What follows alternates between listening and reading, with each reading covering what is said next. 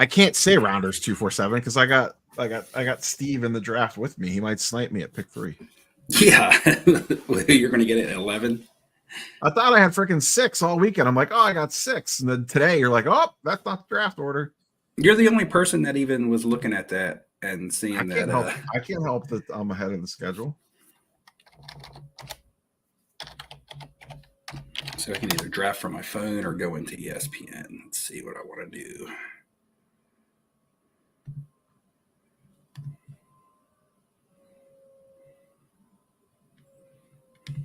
Sign in. Uh-oh. Live from the mean streets of Atlanta. I'm on the mean streets of Atlanta here. What's going on? To see that. What's up? This is the most inopportune place ever to be doing a fantasy draft. My son is at an after-school tutoring appointment, and I'm sitting out in the parking lot trying. I got my laptop out here, trying to get all my spreadsheets and intelligence up here so that I can win this league for a second year in a row. Oh, I like the dedication. And we are Dustin's in Seattle where the internet doesn't exist and he can't even grace our presence while you're literally in the middle of a road with a laptop and an iPhone pulling it off. That is nothing will stop me. Nothing will stop me. Dustin's just gonna auto draft. Dustin's just auto drafting the entire Saints starting lineup anyway. So that's yeah. We all know how well that's gonna work out for him. Dustin's too busy taking notes on your draft to make a reaction video about it tomorrow. He'll have a reaction video out by 7:30 tonight. I'm sure that's going to happen. All right, so we're about underway here. Yes. Look at this. All right, let's see. Where are you in this, Neo, you're late in the draft. You're number 11 here. How do you feel about that? I don't like it. I think that there's a clear 8, and I really don't feel great being 11. Yeah. Where does it allow me to pause it, Neo? Right here. See where it says players, pick history. Or it says player, what? Pick history or rules here in the middle. Uh-huh. You should have something that says league manager or something like that. Oh, yeah, I do. And then in the top right corner, I got it paused. All right, so we got it paused to make sure everybody is here in time. Everyone's in. Is everyone in? Yep. I show everybody on online. My draft screen. Okay. So we got sports cards lessons in the 1 slot, Chris Sewell in the 2 slot, Steve in the 3, Dustin in the 4, Max. Who's Max Power? That's Cards and Comics. That's Cards and Comics. Oh, that's Jason Cards and Comics. We got Sitting Ducks, Jay in the 6th. We got Roth in the 7th with the Sheeshers. Ziggy in the 8th, Jeff in 9th, Hambone in 10th, me in 11th, and Filmington. I didn't realize he knew what football was in the 12th slot. All right. Wow. So it's showing here. That's new. That's great. It's showing Roth and Ziggy as being grayed out. So I don't know if they're actually here. It keeps showing Roth going in and out over here. He's joining and leaving. That probably means he's just switching in and out of the app on his phone or something. Yeah, that's my guess too. Ziggy's actually breaking right now on Fanatics Live, so I think he'll probably be in and out too. Okay, so I'm going to go ahead and pull the trigger on this then. Everybody should be here. So we're resuming. Yeah, I can't even put players in my queue because everyone in the world will see them. I'm at a major disadvantage here. Nobody wants any of your players anyway.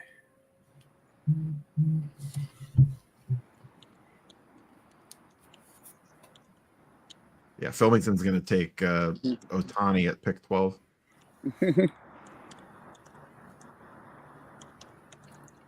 Or Soto.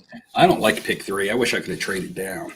He's definitely going Dylan Cruz. Filmington's definitely going Dylan Cruz. Oh, Dynasty League pick.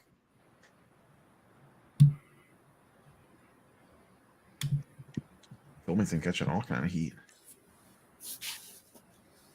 All right, picks are flying. McCaffrey 1, Robinson 2, Brees Hall 3. Man, it went running back heavy. People must not realize this is full PPR. Nah, as long as you got running backs that catch the ball. You can get a wide receiver 2 and a running back all in one. CD Lamb still on the board here. I think most people would expect him off by now. Is Yeah. Tyreek Hill is the first receiver to go. That's a little bit of a surprise. And Is who was Roth that? is Roth going to take Jaden Daniels or Terry McLaurin and Brian Robinson? I told him I was going to save Scary Terry for him. I know he's going to be sad. Sam Howell can't even help him anymore. We got Mahomes off the board. All right, we are Whoa. into very untraditional draft territory right here. Wow. Yeah, that's And the Sun got it, pick 6. who picked Mahomes. Oh, okay. Max Power. I mean, Amon-Ra is a good pick. A quarterback in the first round is different. Wow, Roth gets a gift here with CD. If he Yeah, so no chooses. kidding. Yeah, right. CD, like third or Yeah, he fourth counts pick on overall. that. There he goes.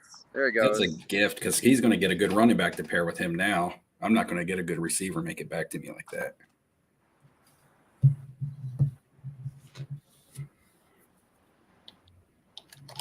All right, where are we at? This is Ziggy. Yeah, did Roth like trade vlog footage time for that for Seriously. CD to fall?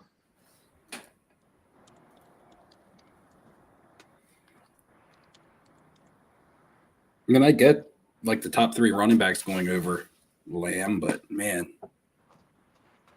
I guess that would cause him to push back though. Ziggy on the clock while standing in Fanatics headquarters.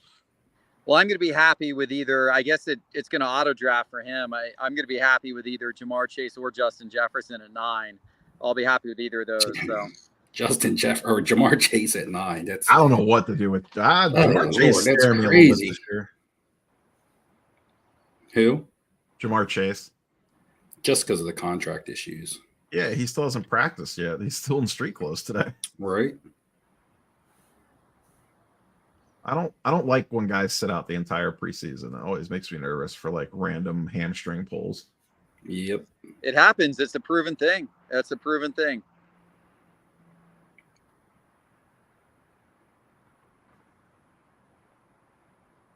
Well, Jeff gets a gift. There we go. You and Roth are living right. Thank you. Well, actually, I'll I mean take that is the top 8. That's usually the 8 that go in order, so that's not too surprising. just to shift around to the order a little bit. Taylor at 9, second running back off the board. No, third running I back. had AJ Brown I last forgot year. Brees Hall went. I had AJ Brown last year. Well, I'm having him this year. All right. Filmington on the clock for Aaron Judge and Juan Soto. Puka Nacua jumping up there at the end of the first round. No, he'll probably be in the back end of the first, early second. He went, right? Did he go? Yeah.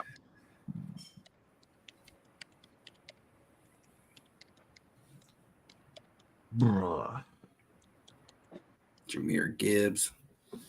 That's a good pick at the turn, that 11-12 tandem.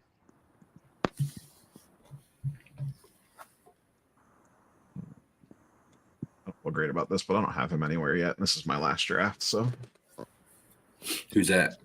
Garrett Wilson. Garrett Wilson. Did you go run a receiver? Yeah. Ooh. All right, it's about back to me. I would prefer Saquon stay on for me, but that might not happen. We'll see. We'll see where Hambino goes here. I'm hoping he goes down the draft board a little bit. Oh, and he did. Who did he take? Kyron Williams. What? Rams punt returner. What is that? All right, I'll take Saquon. Thank you very much.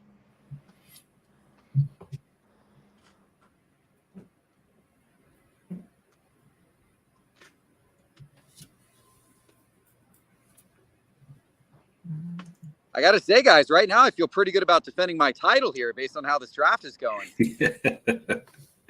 Right. I want to see who he's going to get to pair with CD Lamb there as far as Lamb fell. Yeah, Usually that could be a problem, really. you don't get a good running back when you're picking out of the top 4 if you take a receiver. Yeah, he might have, let's see, maybe ETN will still be on the board when it gets back around there. Oh, he took your boy Drake London. I think Drake London's gonna have a good year ahead of him. I don't know if I would take. I don't know if I quite would have taken him there over like Marvin Harrison Jr. But he'll have a good year. He'll have a good year.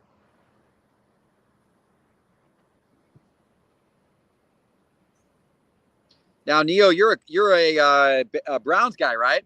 Yeah, How are your boys going to be this year?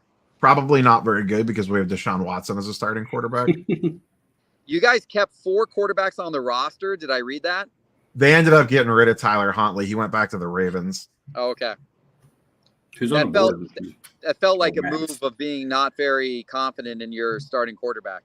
Yeah, they shouldn't be when you have Watson and Chubb's out for probably close to half the season. Their defense should still be good. I just have no faith in in Watson at all. Oh, I'm on the clock. So the president of the Browns was at the National. He came up and introduced himself to me during the National. Oh, He was- really? Yeah, he's wandering around. He's a card collector. He had a kid who was he has a kid who's a collector who was like in our Card Kids trade zone area all day doing trades with like my son and other kids. And so he came up at the end to introduce himself.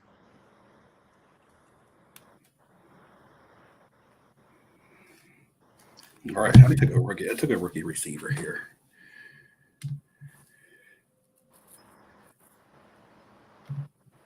Who'd you take, Steve? Oh, you got Marvin Harrison. Yeah. That's a good pick. I mean, they're going to be behind. They're going to be behind a lot. Kyler's going to have to throw that ball quite a bit, I think, and obviously a lot of those passes are going to go to Harrison. Josh Allen off the board, second quarterback taken. Little quarterback. Don't start the quarterback run yet, boys. Mhm.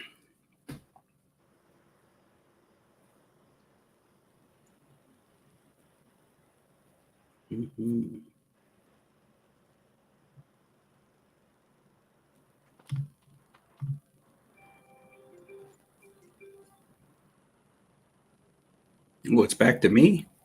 Yep, Travis Kelce. Taylor Swift goes as the second pick in the 3rd round. First tight end taken. So you might have a quarterback run and a tight end run about to happen here.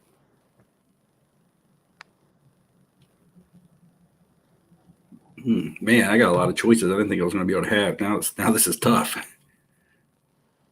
Look at these RBs falling back, like Etienne and Yeah, he's H-Man. been on the board for a long time. Yeah, I had him as a 2nd round projection, and he's sitting here. Where are we? We're pretty deep in the 3rd. Like Mike Evans and Nico are there too, though.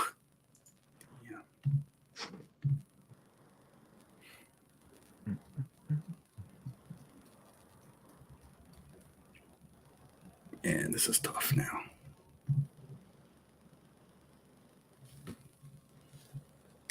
Let's see what's chat saying. Let's see. People were shocked by Mahomes' 1st round pick. I'm shocked by the choices that I have here. I mean, I guess it's not a bad thing, but I don't know what You're using up I the want to go with. clock, Steve, in the Yeah, 3rd round. looks My like goodness. it. Oh, now There the you go. app's beeping at you. I think that was the pick. I think it's a good one, Steve.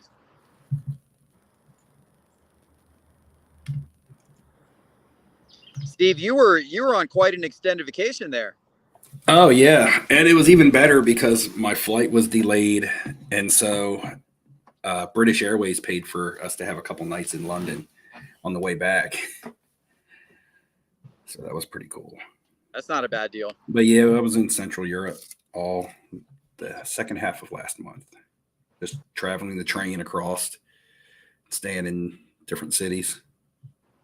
Are you going to build a trophy this year with the Jim Everett Panini 1? With the Jim Everett slab Panini one slab. That was brutal. I don't even think all I the own products. that card yet. I can't believe you ripped Panini 1. Well, look, I don't ever buy wax, so I was like, well, and I was in Budapest and in a card shop in Hungary, which I didn't even think I was going to be able to find. So it was like, what product do you have? And he gave it to me like before it dropped. So I don't think I'd get him in trouble or anything. But anyway, he got it from the back. He was like, this is new, but I'm not allowed to put it out on the shelf yet. He was like, but if you want to buy it, of course. But like, I thought I would at least get a solid player. I didn't expect to get my money back. You never buy wax expecting to get your money back. You just hope that you get a card that you can do something with, at least like yourself. And like, I saw the Rams, and I originally thought, that it was a decent Ram or somebody like a rookie, like a Stetson Bennett, or not Stetson Bennett. Is that the rookie that's on the Rams? I can't remember. Or is that the one that's on the Saints? I think Bennett's on the Rams. Yeah. Yeah. So I thought maybe it was something like that. It ended up being a Jim Everett. And I'm like, what? How does he even make the checklist for Panini One? That's like crazy. Yeah, it's a little surprising. You got Panini'd hard on that one. Yep. Yeah, that's a rough opening of Panini One to get a Jim Everett card. That's not. Yeah, it's like a $500 box and get like a $20 card or $15 card out of it. Yeah, it's a little rough. That's a little rough. Yeah. Oh, I need to solidify my receiver room now. Gosh, I have Marvin Harrison Jr. All right, one late. pick till me. Pretty late for Nico Collins. Yeah, it was late for a lot of players.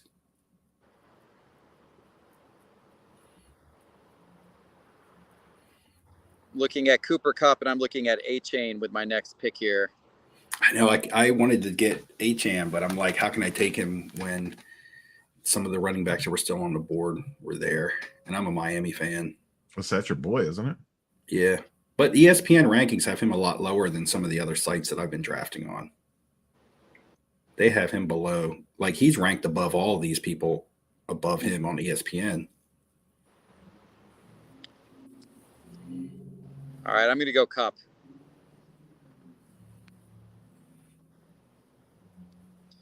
So I got Justin Jefferson and Cooper Kupp as my two wide receivers. I feel pretty good about that.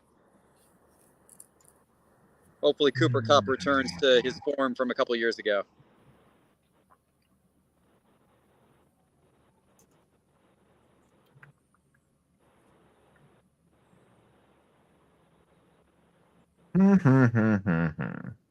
Who's on the board? Phil? I am. Oh, you are? Oh, I Yeah. see. Yeah.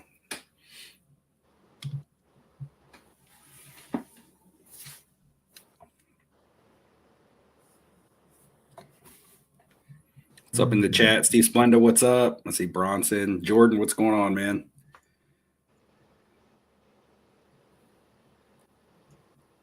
Hello from the rising sun, Japan. What time is it in Japan right now? Is it 7 in the morning? Yeah, I think you got a 12-hour difference. I think it is. Yeah, it was 6 hours difference where I was at, which was surprising. It's a good value pick, Neo. Yeah, I don't know how I feel about him this year, but I think this late it's worth a flyer. Yeah, you got to do Oh, it. you took Achane? Yeah, I didn't have any running back shit. I was torn between him and possibly a different position. How do you get Achane in the back of the third, man? Wilmington's on the That's clock. crazy. Yeah, it's pretty low to take him. So I think that's pretty good value. If I Yeah, thought I almost yeah. took Josh Jacobs, so that. If I thought these solid running backs were going to fall this late, I would have taken a receiver in the first round.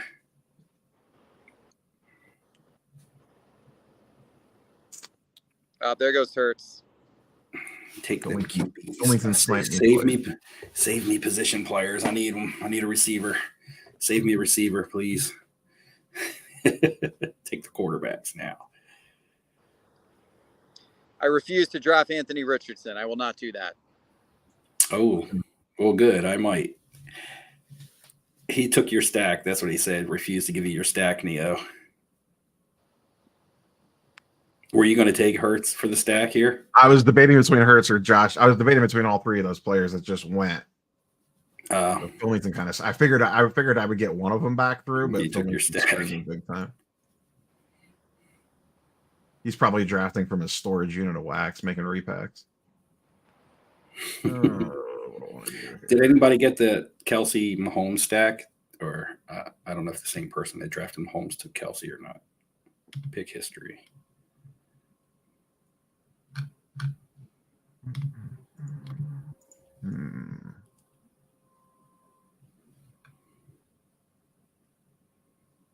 Trade think I'm just Keon gonna and Waddle. finish off for running back and take Kenneth Walker. Keon who for Amon Ra?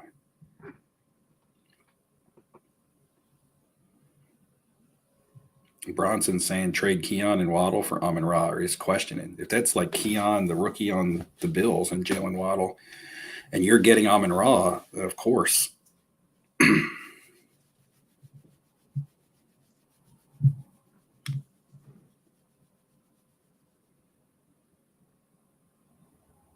Wilmington tilted me. Who'd you take? Kenneth Walker? Yeah. I don't hate it, but I don't really like my Etienne pick. I haven't drafted him, and I have 0 shares of him until today. He's usually not on the board when he gets to me in the third, though. So maybe that's he was why. pretty good. He was pretty good last year. He wasn't very efficient down the stretch, though.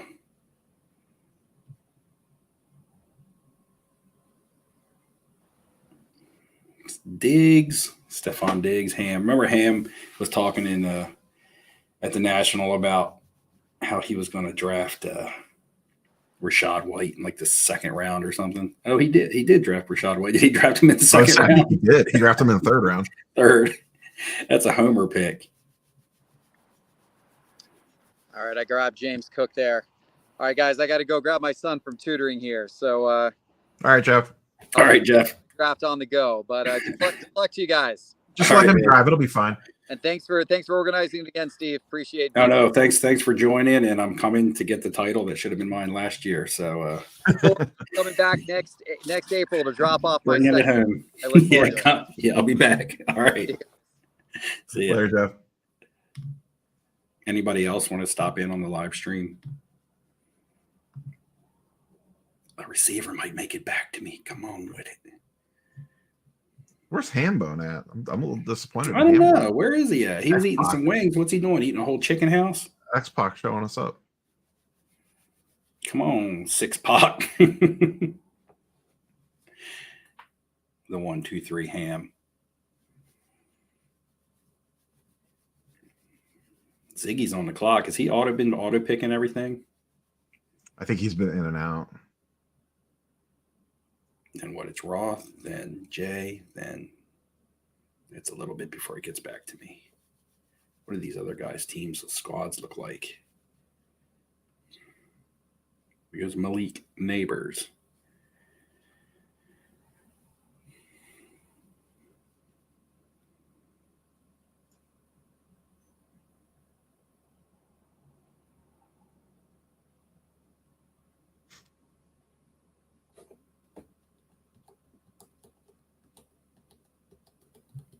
There's some really good wide receivers out there. Yeah, there is, surprisingly.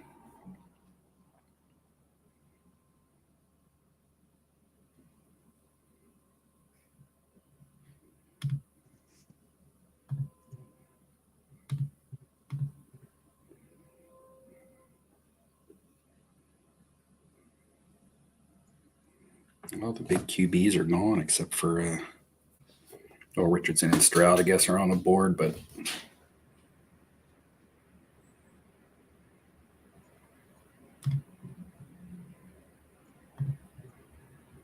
running back got thin quick. Because what round are we in?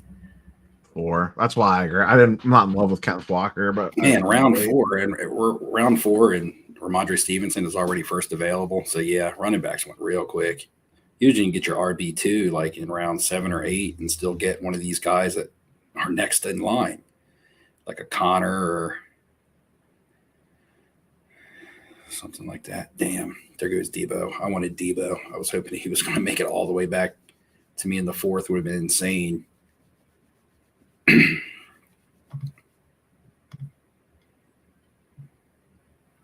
that's okay because, like, let's see, when am I up? I'm coming up. Any one of the 4 receivers right now that are on the board are like really good picks here late in the 4th.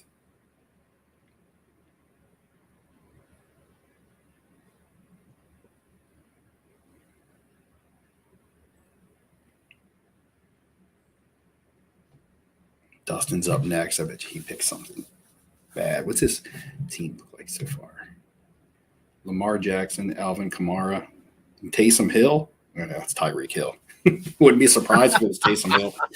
He has Allen, of course. He has Allen Kamara. Yeah, I wouldn't be surprised. Yeah, he took Kamara. He must have took Kamara really early to have him already.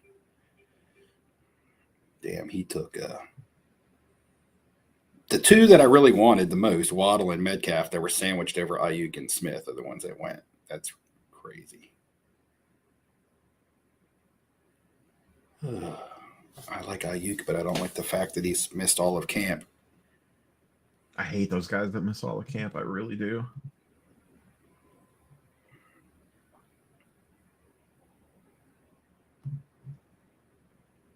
Mm-hmm.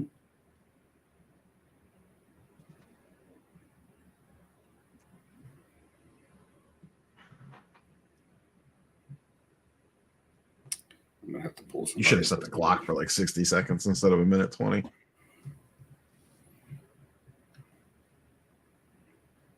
Yeah, wonder if I can adjust it.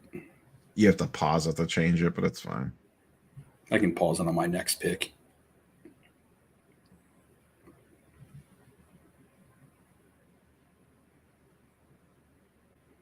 It's good value for Brandon Ayuk, but I'm not a big Brandon Ayuk person. He usually goes to the back end of the third, so I got him to back end of the fourth. He was good last year. Yeah, I had him. Actually, I think I had him in this same league last year, and he actually worked out for me. And I didn't have much confidence in him. He was like a later pick for me.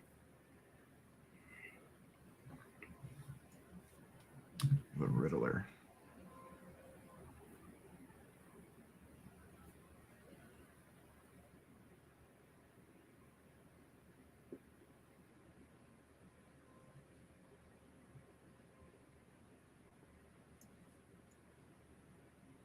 I like that Trey McBride pick. I would have taken him in the fourth, but I have Marvin Harrison, and I didn't want to have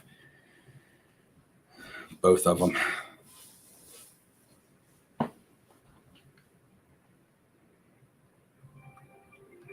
This is my last draft of the year. Damn, Devontae Smith is still on the board.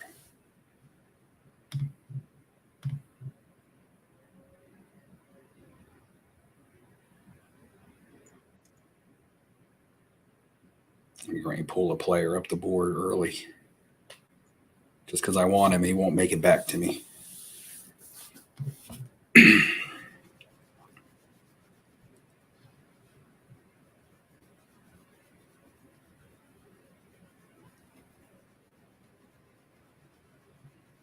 Had to overdraft him by probably about 8 or 9 positions because there's no way he's making it back to me in the back end of the 6th.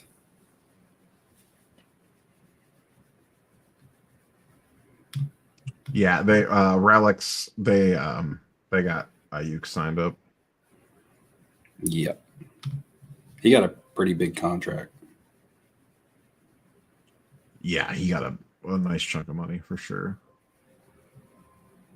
Yeah, guys, I like Ayuk, like Bushliggers and Relics and stuff. It's just when someone misses all of a training camp, they either typically have a slow start or I don't know, maybe he'll be good to go right out the gate, but you know, where to get him. Little tight end around there. Yeah, that's why I knew I had to take Kincaid because the tight ends were about to go in round 5, and there's no way he would have made it back to me. And I liked him better than the 3 players they had ahead of him on the tight end board.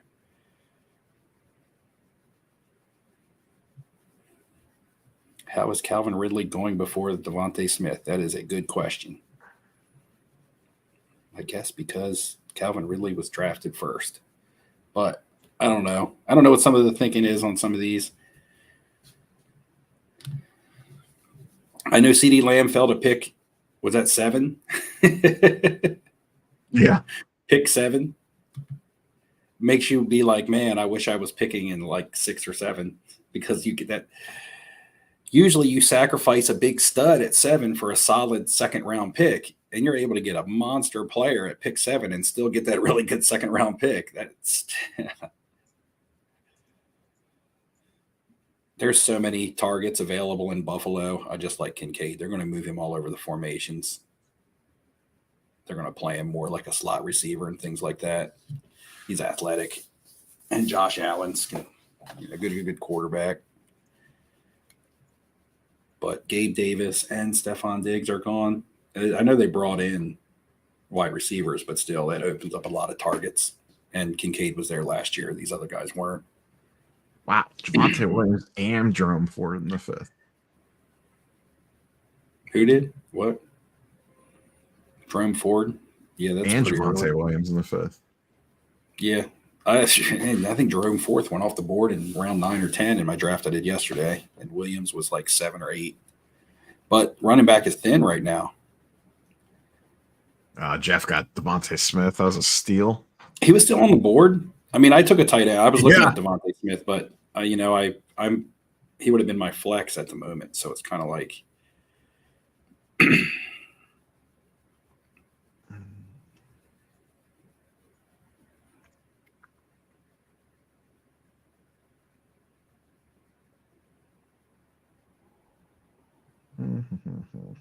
Rashee Rice was a good pick. That was the other player that I was eyeing up on that Kincaid round.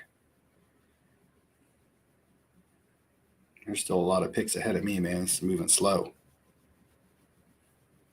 Tank Dell. So the other day I was doing a draft and Tank Dell was on the board, and that's who I wanted. The thing was, it wasn't my pick. And some people were at this draft live and some people were doing it online. And this draft was set up that you actually walk up to a tablet and enter your pick, and it puts it up on a big screen. It's a pretty nice system at this one draft I was at. And so I walk up there and enter Tank Dell, not realizing that it wasn't my pick yet. It was a pick for somebody that wasn't there. And so they paused the draft. They removed my pick. And then the guy who was supposed to pick, like a minute later, finally picks, and he picks Tank Dell. Now, Rice isn't going to face anything this year, Bushliggers.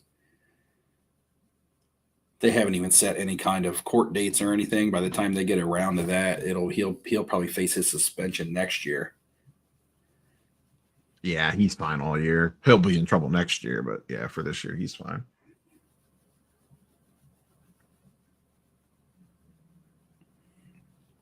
That's why he's jumped in ADP from like he was being around 7 or 8 pick because people were scared of that to now they know that if he hasn't faced anything yet, he's going to play. I've seen him drafted as high as the 3rd round now.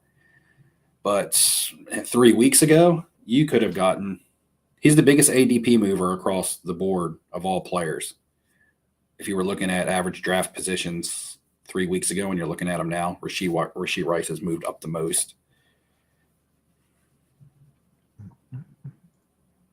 So people who had early drafts, some people got Rashee Rice at like a super bargain.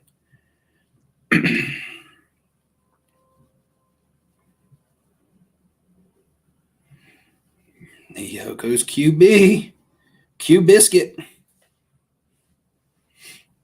As long as Jacoby Brissett's on the board, baby, I got my quarterback. Huh. I'm going for that bargain discount.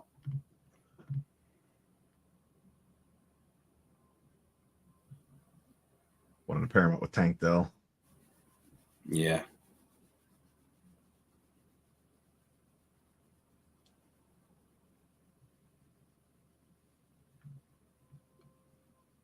I mean, I could pair. I don't mind either one of the guys that would pair with my receivers, Harrison or Ayuk. I don't mind Murray or Purdy, honestly. They're both feasible in fantasy.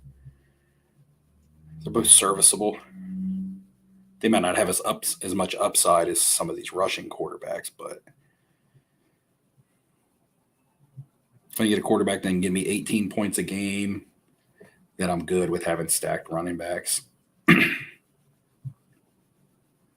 Because what the best quarterback last year averaged, 24, 25, 26 tops points per game. That was Josh Allen.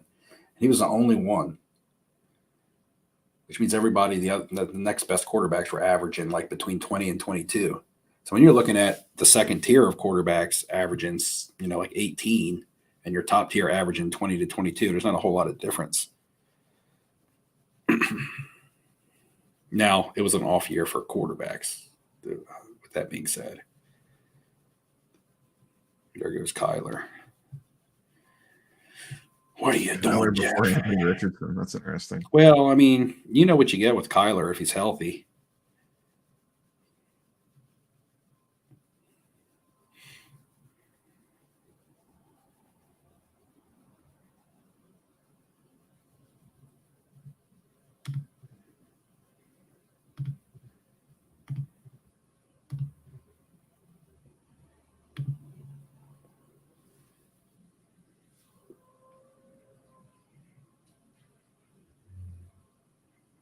Roth got that good start with CeeDee Lamb at 7. But I wouldn't have taken London at 12. I'd have tried to land one of them second-round running backs. Because look at how some of these receivers fell. Like, there was still deep. Like, he could have had Deebo Samuel in the 3rd instead of, like, Drake London in the 2nd. Like, I get that London can be great, but it could be good. But, like, the value there instead of taking, like, a Barkley or something in 2nd round. You still have any Kyler Murray cards, or did you get rid of them all? Well, I got rid of them all. Evan Ingram. I didn't know if maybe you kept one for like just in case.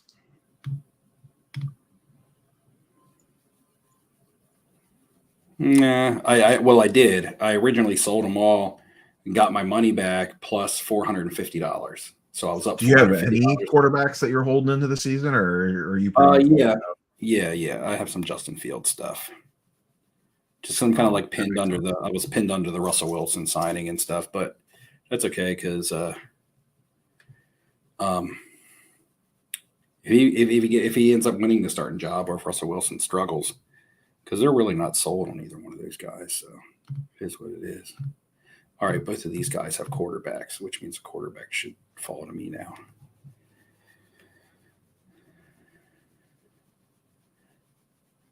He still needs a.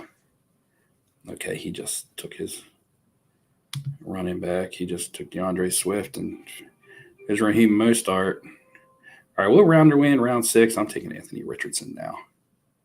I have to.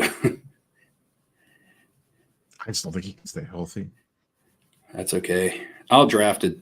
I'll in the late round. I did this in a draft yesterday. Richardson fell to me, so I like his upside. He could potentially be QB1. You know, you don't have to be a good NFL player to be a good fantasy quarterback. You know what I mean?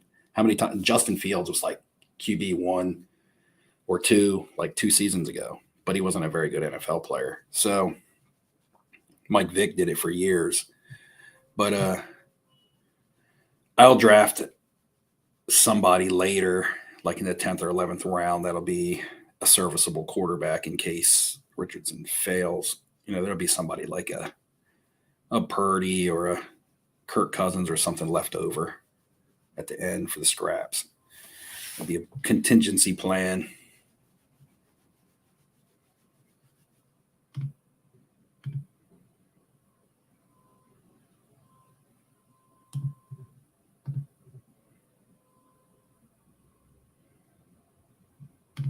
Oh, I know who I want if he falls back to me now.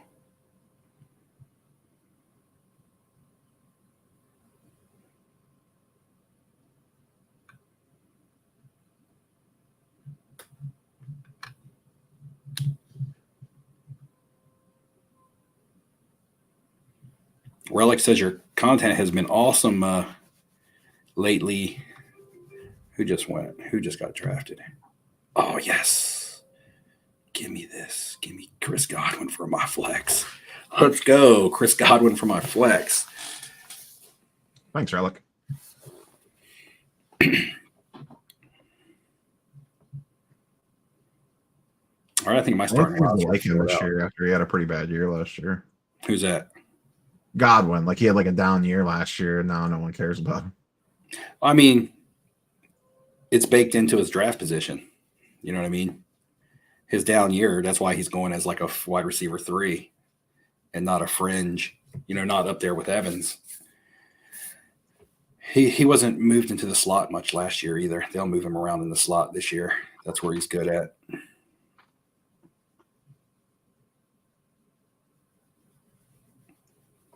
He's my flex. You know, I'm not looking for Najee Harris. That's a decent pick in the 8th round.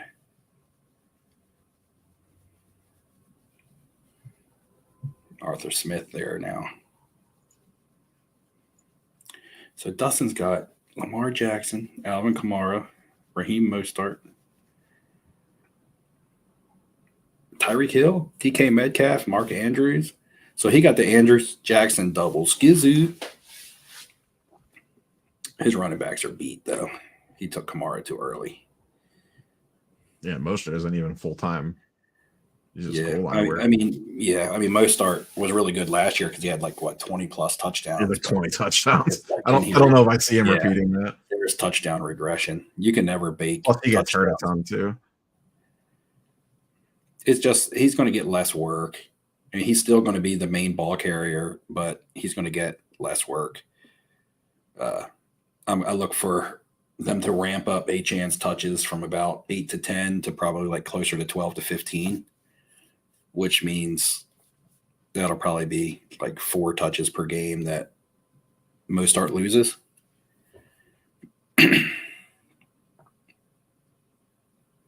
And they'll work in the rookie a little bit. He'll probably get 4 or 5 touches a game. And Achane has all the receiving upside out of that backfield.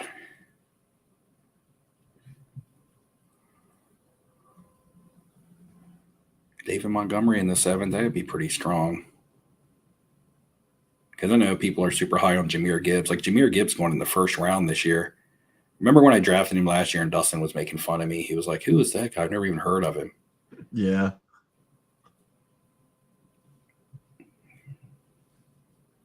He carried my backfield because Nick Chubb was my 1st round pick last year. Nick Chubb was my 1st round pick last year, and I still made it to the Super Bowl.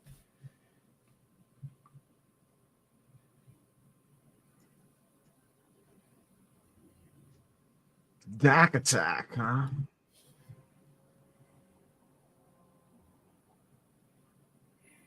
Cardboard Collaborative. I am pretty strong on Kyler also. Top 5 might be a little rich because, I mean, even if he plays really good, you got to look for some of the other guys to falter. You got to look for Mahomes, Allen, Hurts, Lamar. You got to look for those guys to falter. Like Kyler could play his best season of his career and still not outplay those guys.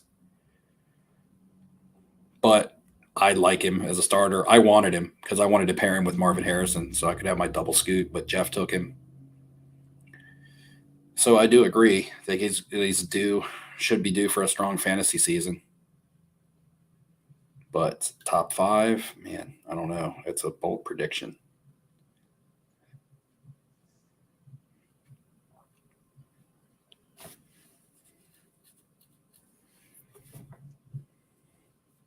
Fullington's killing me. Was he sniping all your players? Yeah, I wanted Jaden Reed. Great minds must think alike. Huh. Is that what you guys call yourselves? Great minds. So nobody else made the live stream, man. It's crazy.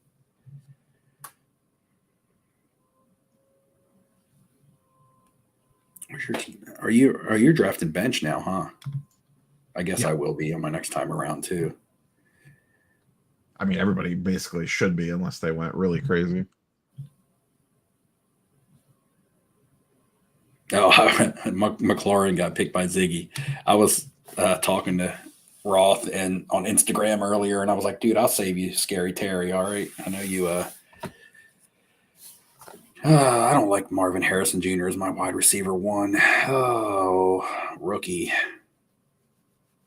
I think he's going to be good, but I mean, it's going to be wide receiver 1 fantasy, wide receiver 1 good. I got to start throwing darts at some upside players now.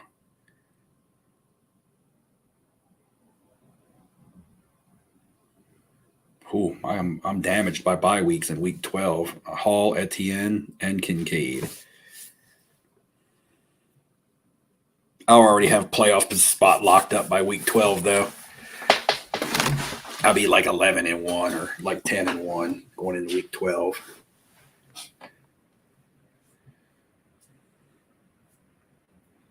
Cortland Sutton.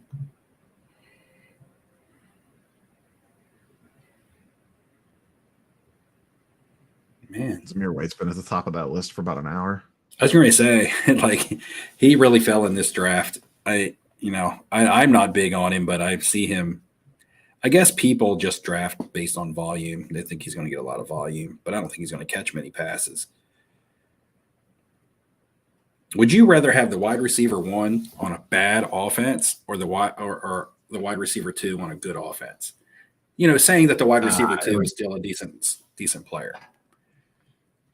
So when I say wide receiver 2 on a good offense, that's like a Devontae Smith, a T. Higgins, a Jalen Waddle. They're all the number 2s respectively on their team, but they're on good offenses and they're decent players.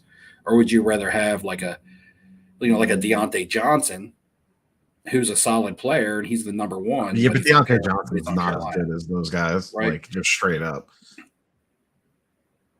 I mean, he's like led the league in like targets and like stuff like that. Yeah, but leading the league in targets, there. I mean, anyone can do that if the guy just throws at him a lot. Yeah, but that's what I'm saying though. But it depends on what team you're on. Like it depends on the accuracy. I just don't know that's like the best example. You know what I'm saying? Like if you're getting, I mean, honestly, like Justin Jefferson's team's like he has Sam Darnold as quarterback, and he still goes in the first round. So that's kind of the answer to your question. But he's super talented. Yeah, but if he had a better quarterback, he would go top 4. He would be right in the conversation with CeeDee Lamb and Tyreek Hill, or probably number 1 overall. The only reason he's falling out of the top 5 to 6 and 7 and things like that is because of his quarterback, not because of him. Right? If Kirk Cousins was still there, there's no way Justin Jefferson makes it out of the top 5. Yeah, but even with like one of the worst quarterbacks in the league on paper, he still goes in front of any number 2. Yeah, but see, Jordan Addison isn't even getting any love this year. But last year, he had legal troubles and he sprained his ankle in the preseason, so that's dragging. But we're still probably in round 8, and he's still on the board. But I don't know that he would be if he wouldn't have gotten carted off in the preseason. He had a little bit of that narrative going on. Yeah, running back has been ripped. I like Jaylen Warren, but I don't like that he had hamstring injuries already in the preseason. Right.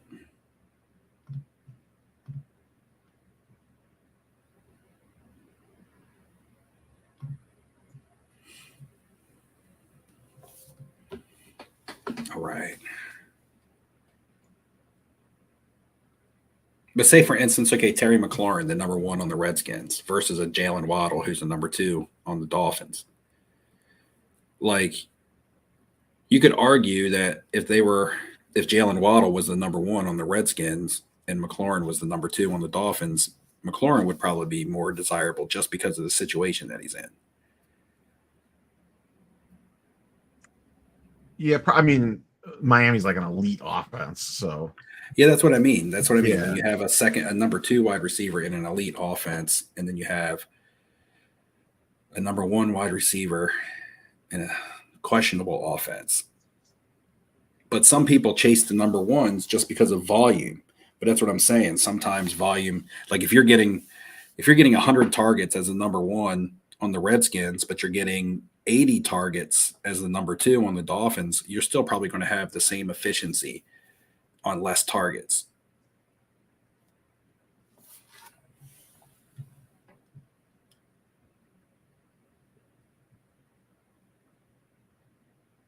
Zach Moss.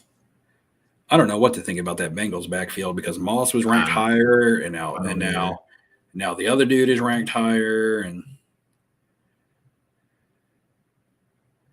I am going to draft and bench Jonathan Brooks and hold him through that injury. Really for him. No way, not round 9. He's not a starter. We're drafting our bench right now, so I have a potential. I know he's out for like half the season. 4 weeks, man. I don't think he'll be back as soon as he comes off PUP. They'll probably start working him in round 5, in week 5 or 6, and then, like I'm saying, I'm drafting. You're not going to start starting him until week 7. 7 or 8, right? So that's half the season. So that's half the season. But I have my starters. I understand that, but I said he's out half the season. You realize now we're drafting players that have second half of the season upside, like the rookie breakouts and things like that. Rookie breakouts don't happen until like week 7 or 8, but they're usually your league winners. That's what you're supposed to be drafting now, not veterans that you can sit on your bench and hope that they can come off your bench and give you 8 points. Like you're drafting guys that you're hoping break out in the second half of the season to carry you through the stretch. And your starters are the guys that you want to get you through the beginning of the season. Like I have Hall and Etienne. So barring injury and bye weeks, I should be solid at running back. And then I have like a big time upside running back coming off of the injury report down the stretch.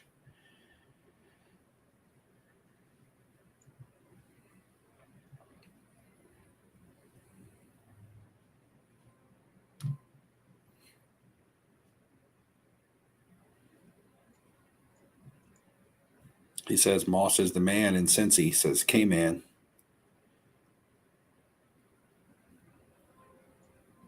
K-Man's drafting in an hour, pick 5. Were you in full PPR? Who are you hoping to land at 5?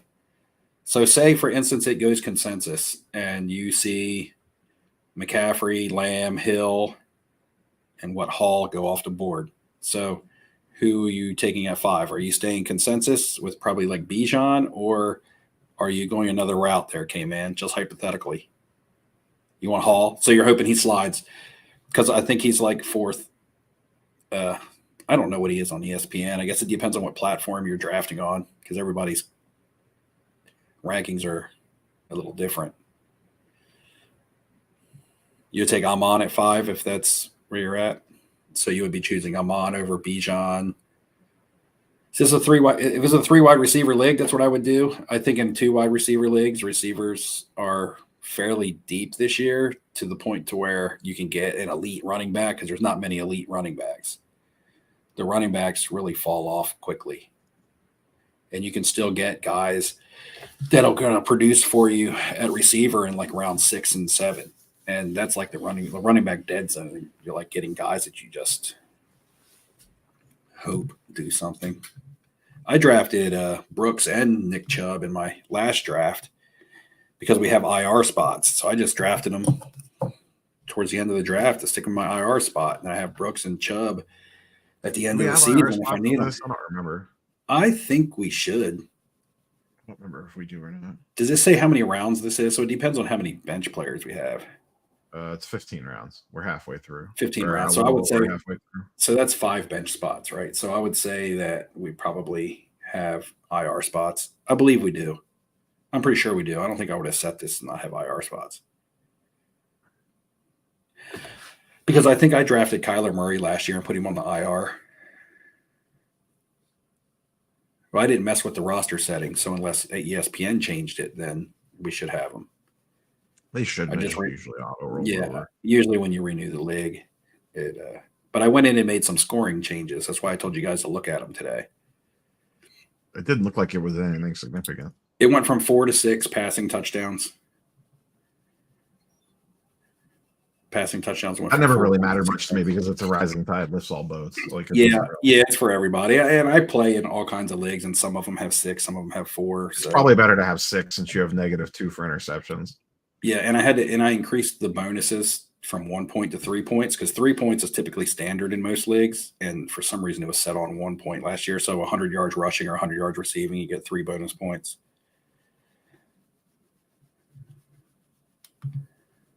And I had to add in -2 points for fumbles, because for some reason we didn't lose points for fumbles last year either.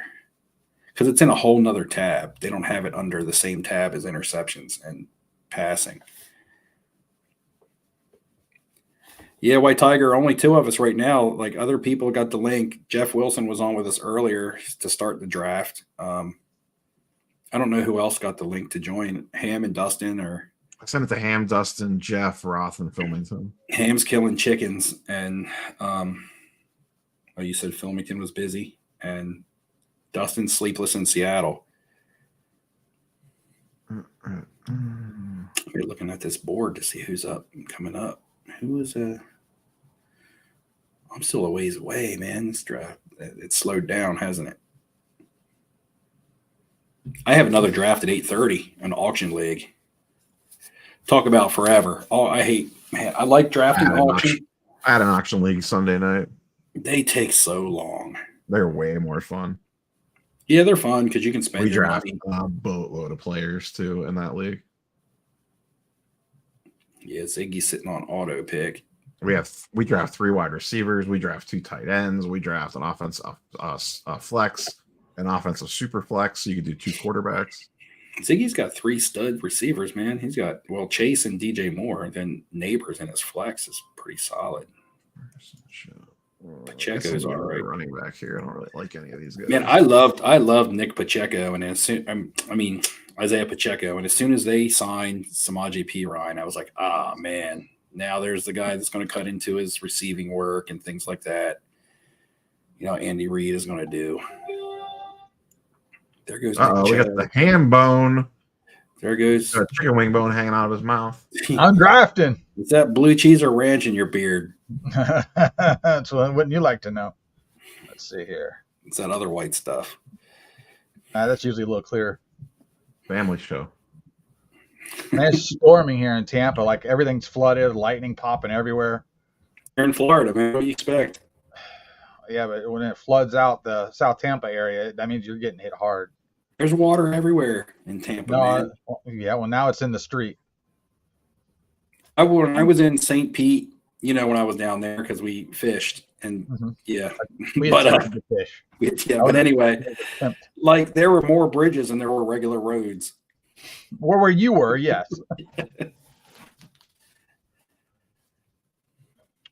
Having a hard time figuring out what I want to do here. It's definitely that point. You're on the clock. You're on the clock. And right now, you're just kind of like shooting the shit. Yeah. You got T. Higgins on your bench. Benching him, yeah, for now. Talk trade with me after the draft. Good luck, buddy. I got Godwin, man. I'll just get a veteran. So what y'all been up to? I hadn't really been listening because, like I said, I was stuck at a sports bar and then I was stuck in the rain. So that's kind of where I've been since I got off. Gabe Davis? What the? How are y'all feeling about your team so far? It's really weird. I queued a guy that I did not queue. I don't like drafting out of the back half of the draft this year. No, it's rough. You're just looking at people like who and who's going to do anything more than one game in their life. I drafted out the back half of the draft yesterday, and I kind of maybe like that team better than the team that I just drafted here. Now, I don't have a stud running back like a Breece Hall like I have here, but I have Saquon, right? So you just got to get doers. I mean, at the end of the day, if you have a team that collectively is consistent, that's more valuable than having the 1 or 2 guys that are always consistent. I have 2 leagues. I have a league where I've drafted out of 9, the spot 9, and I got Garrett Wilson and Saquon in the first 2 rounds. And then in the draft where I drafted out of 11, I got A.J. Brown and Jonathan Taylor. So, you figure if you're drafting somewhere 8 through 11, you're probably getting Puka. You're probably getting Puka, A.J. Brown, or Garrett Wilson, one of those receivers. So just look at basically if you're playing. The thing that I usually always get tied up with is bye weeks as well, because I don't want a week where I got 5 guys out and I'm not going to have replacements for them. Man, there ain't no receivers left on this damn board. No. You got to look for somebody that's coming in for somebody getting hurt. Shoot, for real. I mean, it gets dry really quick in football. It really does. I was in like a 16 team last year. Holy crap. You want to talk about reaching for the stars. You have no idea what you're ending up with. Rob, did you get any of those basketball tops now for the auto? Mine hasn't shipped yet. Okay. Yeah, I haven't got mine yet. Tracking for it, but it hasn't shipped yet. Okay. It hasn't been pulled yet, so I'm still live. I know. I see everybody posting fake, the card's been pulled, and like, it's a redemption, guys. You're going to see a redemption card before you see the real card, live in somebody's hand. Outside the guy that had it at Tops that already posted a picture with it. Ken's got a solid team. I guess he drafted number 1. I mean, he got McCaffrey and Josh Allen. And yeah, man, McCaffrey can break at any given point, too. He's a high risk. Yeah, but you don't draft. You don't really draft based on predicting injuries. You draft based on predicting injuries? Certain people, yeah. They never play a full season, multiple seasons in a row. Yeah, 100%. Yeah, but everybody's, how many more players miss at least one game per season than ones that miss nothing? You're right. But usually the Like guys that miss football. nothing are your top fantasy players. Let's see here. I don't know if that's true. It'd be fun to go play around and look around at it. Oh, I guess I'll pick that guy up. I'm back on the clock. No, That God. sucks. That's the thing. You got some guys that are probably good players, but they're on bad teams.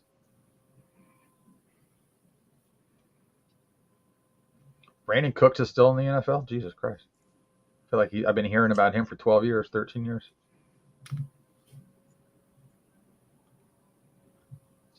No, Brendan.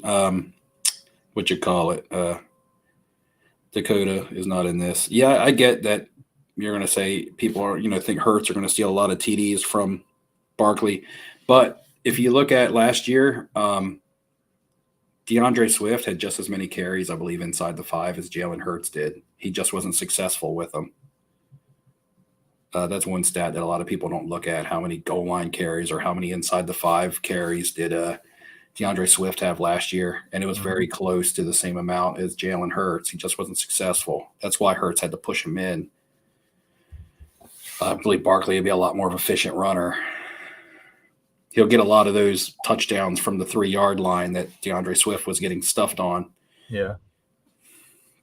You if you run the ball from the 3 and get stuffed, I'm going to go ahead and take. If you run it from the 3 and pick up a yard or two and get no further, they're going to push it in with Hurts. If Barkley's running it from the 3, I think he's going to. Yeah, a lot of the teams just play the quarterback option too, so the quarterback really keeps it. We'll see how much they use that shove play this year, also with Jason Kelsey and stuff being gone. They'll probably still attempt it. I'm not going to say, but I don't know if the success rate will be as high, and it could be. It could even be better. Who knows? But Steve, how do you feel about your team this year? This one? No, your new NFL team that you have acquired. The Chiefs? Yeah, the Chiefs. Oh, the Chiefs are probably Super Bowl favorites. You think so? I think the team's starting to just look a little flat, players What are you wise. talking about? I think they had. I guess they only need 2 players. You're right. I was going to say, if you were going to say that they looked flat, that would have been last year because their offense was flat. Yeah. Mahomes had the worst. But what did they add to the team? Taylor Swift. Yeah, Taylor Swift. Well, she was already there last year. They added Xavier Worthy from the draft. They added Marquise Hollywood Brown. They have Rashee Rice coming into his 2nd season. They got rid of That's Kadarius Toney. That's why I picked Rice up. Huh? I said they got rid of Kadarius Toney. That's addition by subtraction. He shouldn't play football in the NFL ever again. He sucks. Who Kadarius Horrible. Toney? Yeah. It's like his hands are broken or something. Let me see what I got here roster wise.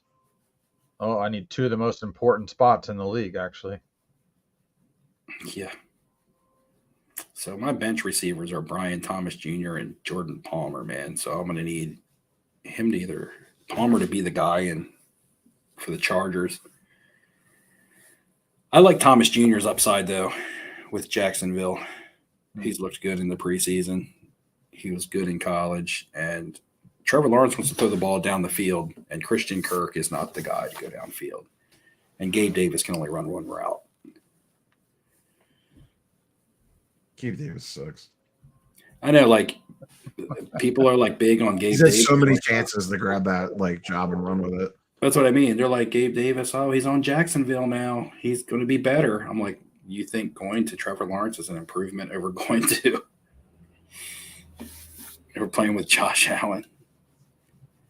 Gabe Davis always was on the verge of, like, breaking out and being a star and just never kind of got over the hump. He was too inconsistent. But, like, the playoff games, like the big shootout with the Chiefs and things like that, like, he was a monster. But never I don't know. Bills didn't re-sign him for a reason. I don't know how many Swift had from the 1, but I'm talking inside the 5. Most of the time, the Eagles were down on the 1 yard line because Swift wasn't getting in from like the 3. Right? How many times does a team end up on the 1 yard line just by chance? Usually they get down in the red zone. They do a couple runs and then they don't get in, and then the quarterback sneak it in. There's 3-yard touchdowns that Swift wasn't converting. That ended up becoming Hurts 1 yard touchdowns. I believe Barkley will have a better chance of converting a higher percent. Not all of them. Hurts is still going to have quarterback sneak touchdown runs. I get that. Yeah. But what round are we in? 11. is it? All right. It's time. There you go, boys. The butt kicker, huh? Oh, yeah. Let the run begin.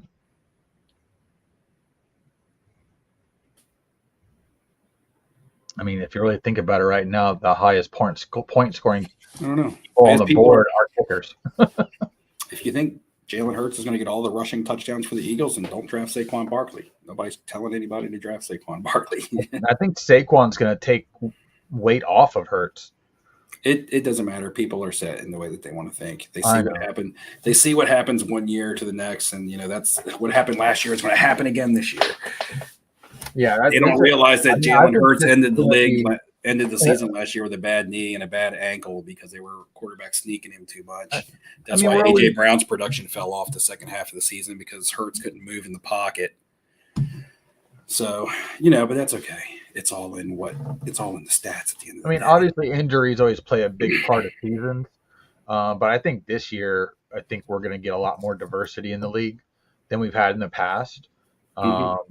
And I think it'll be more fun, honestly. I think just this season moving forward should be a little more dynamic based on more of what we've been used to. You have these quarterbacks who we've watched over the last few years. They're starting to hit that level that they should start to either get it or not get it. Like they're either going to end up continually being a starter or they're not going to end up probably being on the same team a year to 2 years from now. Are you talking about quarterbacks? Yeah, especially quarterbacks. We've had so many quarterbacks in the last 5 years, if you want to go back all the way to 2017 type deal. It just the quality of quarterbacks that we've had come out in the time frame has been quite incredible, to be honest with you. Oh yeah, but this just goes to like I don't think what. All right. Oh, Steve's in trouble. Too much computer time. No, they're leaving. They were just telling me they were leaving. Gotta get off the internet. Hey, Neo, what do you think of the Browns' defense? They should be pretty good if Deshaun Watson can keep the offense on the field for. You mean- If Deshaun Watson, Randy Watson. Randy Watson, I like that rating. sexual chocolate. I did get my Ravens top thing? composite boxes in today, finally. So I'll be doing a video for that. I got mine on Saturday. What do you like about the Ravens, D man? They have a fantastic offense, and that means other people have to change the way they play offense to keep up with the other team. And that usually does not bode very likely for most teams, so they usually end up with a good defense due to that. A lot more interceptions possibility for touchdowns, sacks, stuff like that. Usually what you get in return for defense. Because if you're going to play a team that's going to run the ball, because the game's always close, the defense has a harder time to shine. They're just stuffing the run. And the defenses don't get no love for that unless the points change. But I'm saying the Ravens play a slow-paced offense, somewhat. So your defense isn't going to get you many statistics, right? They're going to get you. Well, they do. They but might give up limited points, but they're very I consistent. don't know. I'm just asking. I don't know. It's just consistency more than anything. Because I think of the great Ravens defenses of the past, and I just feel like. Nobody has feel defenses like that. I feel like because their defenses have always been good in the past, that people still look at them as being a Kinda top like the defense, Bears? but really not. Bears are the same way. People are always like, "Oh, they got a good linebacker, great defense." Yeah. It's like, it's one guy.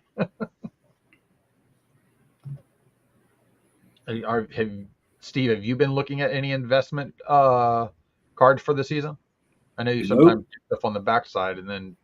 No, I have Walk some, out. so I don't really need to pick up any more. Okay. I'm still on the Justin. I still have a couple Justin Fields cards, so it's kind of like I have my one player that if something happens in his situation could help me. But there was nobody really to go out and get, and like if I'm buying, especially if I'm trying to go after cards of last year's draft class, like what am I going to go buy? Topps Chrome?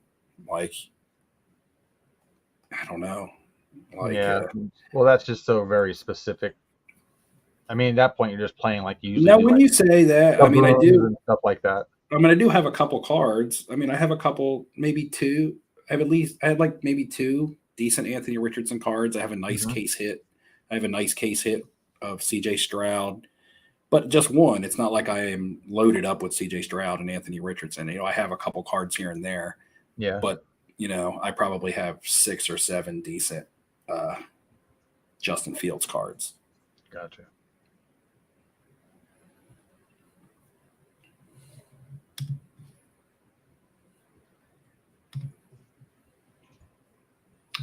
What position are we drafting for now, boys?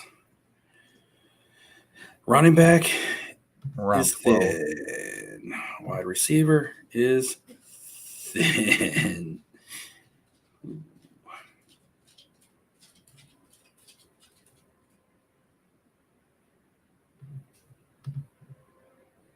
I'm up next, right? Yeah, I'm gonna go ahead and fill out my defense and kicker. I like to get a set it. I know people like to stream defenses, but that ends up creating you holding multiple defenses on your roster or trying to pick up, and if you have like 4 or 5 people, like last year, who's playing against the Jets next week, right? So you got 4 or 5 people racing to the waiver wire. If the team's even available on waivers to pick up who was playing the Jets and Zach Wilson, that you end up spending your waiver priorities on defenses or in multiple roster spots on defenses every year. I just want to set it. The only position I've ever been able to really cycle through a guy week to week for the most part would be tight end. You can play matchup really well with tight end, and you don't have to have a premier guy, just based on how people leave specific guys open in the middle of the field consistently.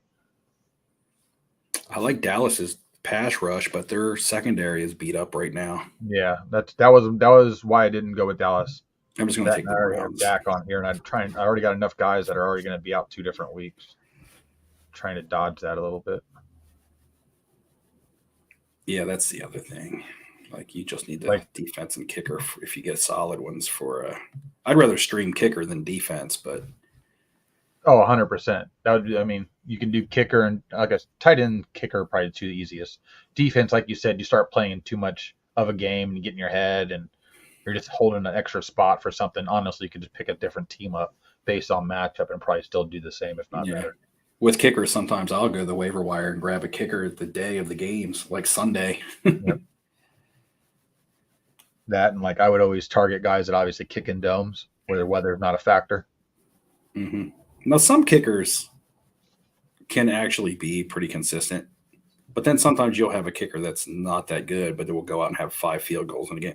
Like Miami's kicker, he's a good kicker, but they don't kick a lot of field goals. But they did have the one game against Dallas where he kicked 5 or 6 field goals in that game. It was a monster fantasy game because they couldn't get the ball in the end zone.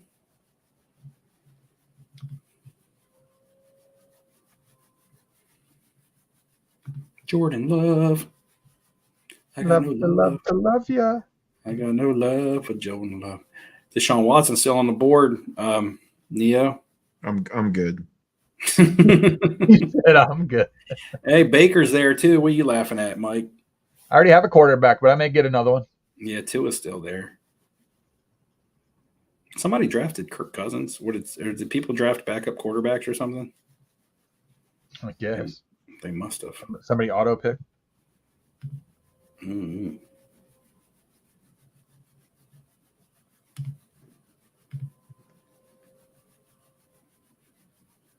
Trey Benson, Bucky Irvin.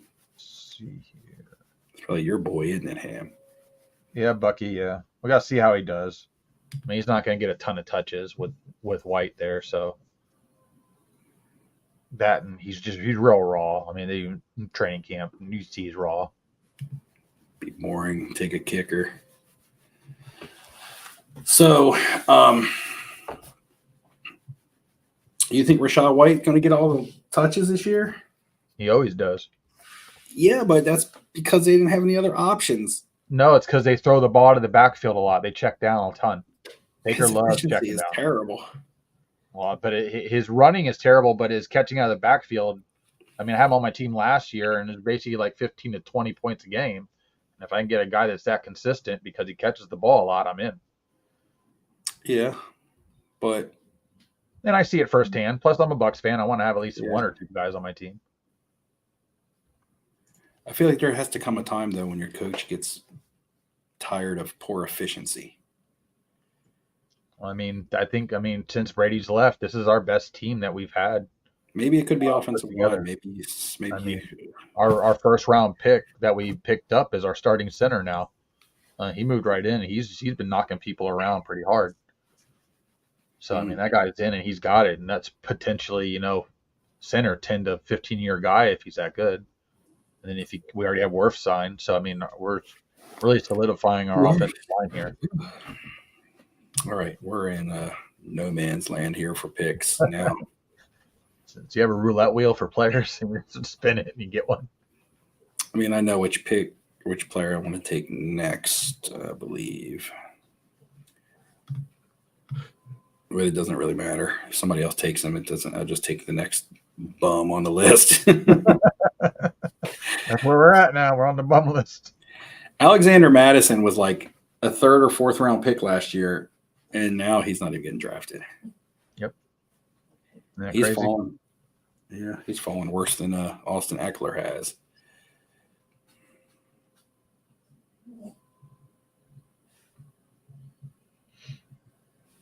What killed me was taking Marvin Harrison because that handcuffed me to not being able to take the other Cardinals. Like, I like the other Cardinals better. Like, I like McBride better for the value, and I like Connor as RB2 better for where I can draft him at. Mm-hmm. But taking Harrison, I don't have so much confidence in the Arizona offense that I want to have two starters unless they're the quarterback. Yeah. I don't mind Kyler and McBride or Kyler and Harrison, but like, I don't want McBride and Connor or Connor and Harrison or McBride and Harrison, I mean, that's cool for some teams like Rashee Rice and Travis Kelce, or,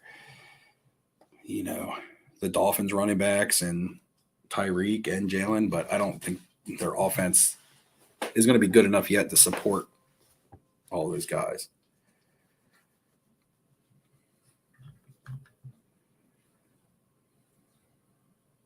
Damn. Just the thing. I start looking at guys I want and I already got like 3 guys on the same bye week. Them bye weeks, Ham.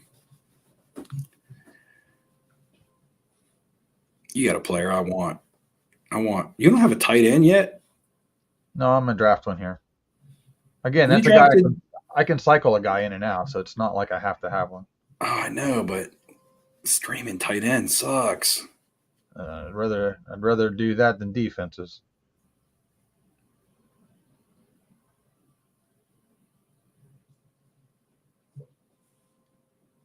If Taysom Hill's at tight end and he throws a touchdown, do I get that? Yeah. Yeah. Until the commissioner says no. So it depends on who you're playing that week. It matters. It doesn't matter. Tight end had 291 yards last year. I mean, I think I had 291 yards last year too.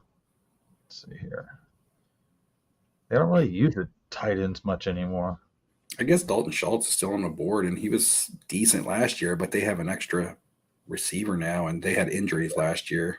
I mean, everybody will have injuries, but like last year, I don't think they ever had, not for long periods of time, did they have Tank Dell or Nico together. Correct. and now you So they throw were Diggs in there. relying on him a little more last year. Yeah, They had no choice. Where's this guy? I'll go get Komet. See if Caleb Williams can find him. yeah, but is Komet the starter there now? They're going to need every weapon they have. Like I said, I don't care if I have to Well, I don't cycle know. them. They have three really good receivers now. They have Allen, Adunze, and DJ Moore. I think they signed Gerald Everett. I'm not sure who's starting though. Are you happy? I think they've been splitting time. Yeah. Come here real quick. My dog's being very needy at the moment. There we go. Jonnu Smith, Miami's new tight end. What'd you hear about him? I don't know. Like last year, he was doing good on Atlanta, but that's because all of Atlanta's bums were doing good and all of their superstar, Kyle Pitts, Drake London, Bijan, they weren't doing anything. But guys like Algier and Jonnu Smith and like Mac Hollins, like they were doing good because Arthur Smith doesn't know how to use his talent. So I don't know if Jonnu Smith was just a fluke because he had some really good games with Atlanta last year. Let me see. What did he do last year?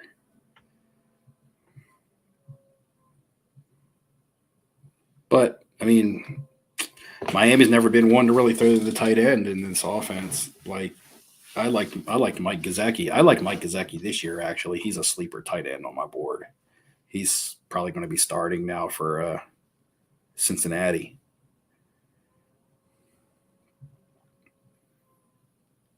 And he's a super good athletic tight end. He's just never really been in an offense that utilizes him correctly. Like, Yeah. Almost the same thing with like Kate Otten here. His all the ability to be extremely good. It's just the amount of weapons that Baker has. He doesn't really throw to the tight end a ton. Steve, did you see Fomington's message in chat? I don't think so. The draft chat.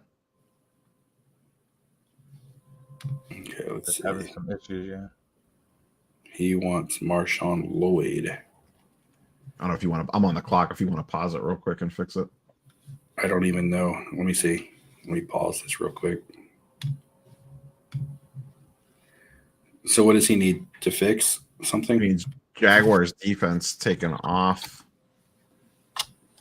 I don't know if it lets you assign a player to a team or not. I mean, will it even allow me to remove his I pick? don't know. I don't know what the back end looks like.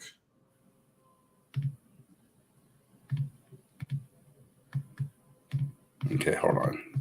Why can't I access chat over here?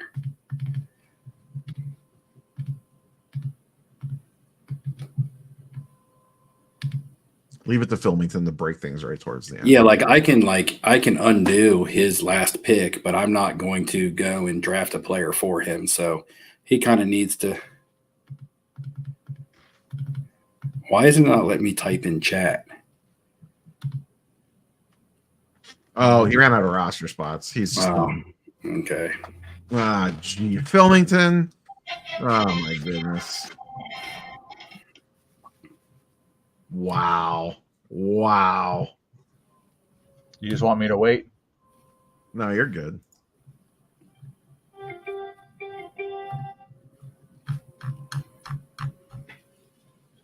Filmington looking like the biggest noob of the draft.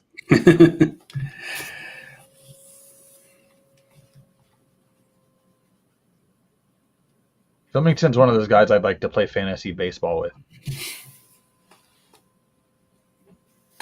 Well, I see what She Blinded Me by Refractor says, but do you like to use roster spots on handcuffs? Yeah. In a league this shallow, yeah, absolutely. Yeah. It's only because of the way the league They're not my handcuffs. All upside, baby. But it's sort of the same debate that you and I were having earlier about me saying, okay, I'm going to draft a guy that might give me some week 6, 7, 8 action, as opposed to holding a guy on a roster spot that may never see the field because you're banking on an injury. So It's Yeah, kind of that's where you got to kind of make that decision at some point. Yeah, but I took those guys a lot later, and if one of those guys goes down, he's the clear. Those guys are the clear cut RB1s, whereas your guy is probably still splitting. well, they're the clear cut backups, but I think a lot of times, if Christian McCaffrey Right, goes down, yeah. Jordan Mason's getting all the work. yeah, he'll get all the work. If Bijan goes down, we already know Tyler Algier's getting all the work. He did it last Yeah. year. Well, he was the starter before they even drafted Bijan, but Uh-oh. I'm just saying. I don't know. You watch all these if you watch all these fantasy football YouTube videos and stuff, every week they're like waiver wire pickups of the week, and they're always telling you, okay, this guy got hurt, pick up his backup, and then you go and you pick up his backup, and he doesn't produce. So he's a backup player for a reason, and they a lot of times make it sound like McCaffrey gets hurt, get his backup, and you're going to get McCaffrey production. No, you're going to get production, but you know, a handcuff doesn't necessarily mean that they're going to perform like the person they're replacing. I have pretty good faith. I like I was going to say, and I was going to say I like Algier. Like I said, he's a good runner, and he started in the past. But Mason's not even the back. He's the backup's backup. It's just that what Elijah Mitchell's hurt. Elijah Mitchell's out for the season, so Yeah, he's but that's what I mean. He would have been third string though. So I think that was still up for debate. They were still figuring it that wasn't. out. But he gone. He gone. He gone. Rob, did you already open your composite? Who said Yeah, I opened it over the weekend. My video is dropping tomorrow with it. Okay.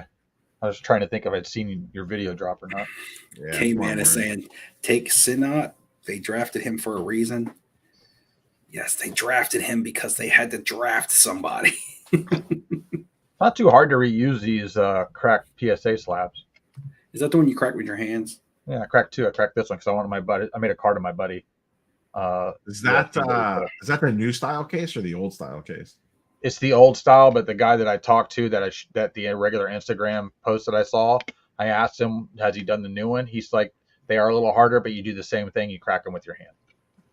So as long as you push that thumb, two thumbs at the top and pull back on that lip, it starts to crack and you just wiggle it and then you just work your finger down it. And that's Oh it. shit. I'm up. We're in round. We're in the last round. Last right? round. Well, it's the next to last round for you. Yeah. I only have one. It says 14 and 15, but it looks like I only. No, you're in You gotta 14 still. You got Oh, a kicker. wait, that's right. I'm looking at the roster and I got Ham's Paul team Filmington. highlighted. I had Ham's team highlighted. That was Because you're looking at the championship team right now. Paul Filmington. Is that what I'm doing? Well, damn. Old ass Adam Thielen is on there. Oh, I'm going to take this. He just dude right happens to here. be on like the worst possible team.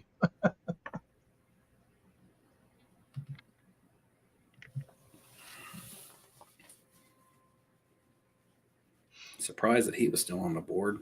I mean, that Green Bay wide receiver room is crowded, but still.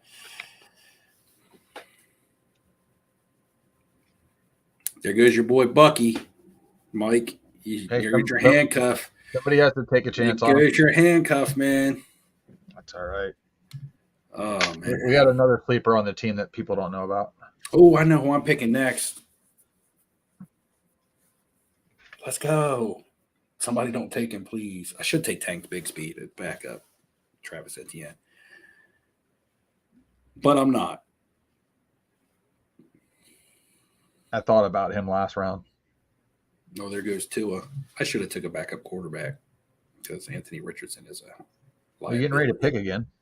He's a liability. There's no. I'm surprised no. nobody draft. Tua gets Oh. no love at all when you No. when you have No, he Tyreek doesn't. Hill and Waddle. It's kind of insane. Led the league in passing yards last year. No, these quarterbacks on the board right now, Mike, aren't worth drafting. I plucked them off the waiver wire if I'm desperate later, and there'll probably be a better quarterback. Tua was available worth later. drafting. Tua was worth drafting. Oh yeah, but when people realize they shouldn't have drafted a backup quarterback, then like if you have Patrick Mahomes and you drafted a backup quarterback, you're just wasting. But a you got to roster be, spot. you just got to be fearful that your guy goes down and now you're what you have to pick You're not from. drafting Patrick Mahomes thinking that he's going to get hurt. You I taking him know in the that, first but I'm round saying if you're with the end of the draft, you have no idea what you want because everybody sucks. Why wouldn't you take at least a halfway decent quarterback as a failsafe? because you have the chance of drafting a player that can break out and be a superstar, as opposed to Yeah, somebody well, that's you never, as picked him. opposed to somebody You're that's picking only going right to hit now, the so you show field. me who that is. I want to see your As guy. opposed to somebody Well, that's your only guy. going to hit the field if your top, like one of your top 3 round picks gets hurt. You know what I'm Well, saying? he'll hit the field on the bye week. Like it makes sense if you have like a back end quarterback or a quarterback that's Deshaun risky. Watson. But if you have Hurts, Allen, or Mahomes, if you have any of those top 5 quarterbacks, it doesn't make sense to waste a roster spot on a backup quarterback. That's in my opinion anyway. Yeah, I get you. I mean, The I'm only saying one justifiable is Anthony Richardson. Yeah, because you don't know what you're going to get. That's why I would draft a backup for myself. That's why do I you took know? Kirk Do you know Cousins what in you're the getting draft. out of Burrow anymore? Barring injury, yes. But I mean, he's been injured a lot. Yeah, but he's not a top 5 pick either. No, but is he top 10? If you're drafting it, we're talking about Top their 10 top quarterback. 5. Good. Top 10 quarterback. Yeah, but there's a big difference in fantasy between your top 5 and then your next 5.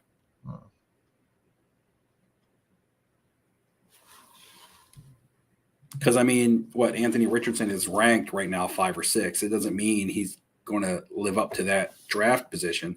But we know Josh Allen, Patrick Mahomes, Lamar Jackson, probably C.J. Stroud. Did I say Jalen Hurts? You know, any of those guys, barring injury, we know that they're going to be really good quarterbacks. So the only thing that's going to take them off the field is an injury and a bye week.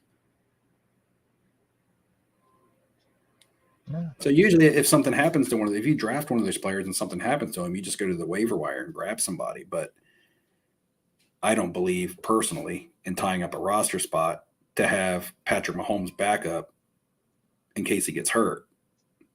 One of the benefits about drafting one of those top 5 quarterbacks is that you can set it and forget it and never have to worry about rostering another quarterback. Yeah.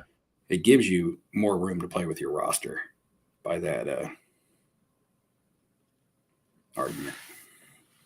I am going to have a roster spot here in a minute anyway, because I'm going to be able to put Jonathan Brooks on my injured reserve and then go to the waiver wire and grab somebody else.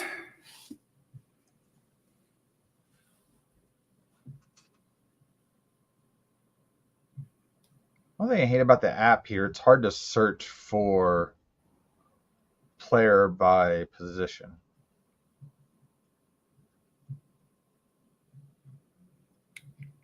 Yeah, having a double scoop, like I like having a double dip, a good quarterback with a good receiver, but it doesn't mean you just draft a quarterback and their receiver.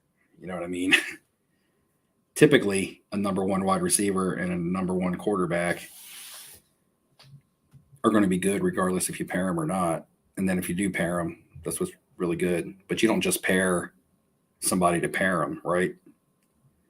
Like I'm not going to draft Drake London and then pull Kirk Cousins up the board just because I want to have the quarterback and wide receiver tandem.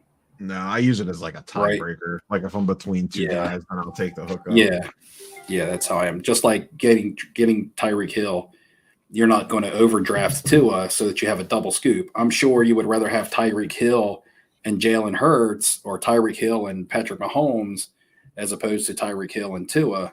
Yeah. And that's, just because the players are better. So in a a lot of cases, sweepstakes. And in a lot of cases, the player will outweigh the value of the double scoop.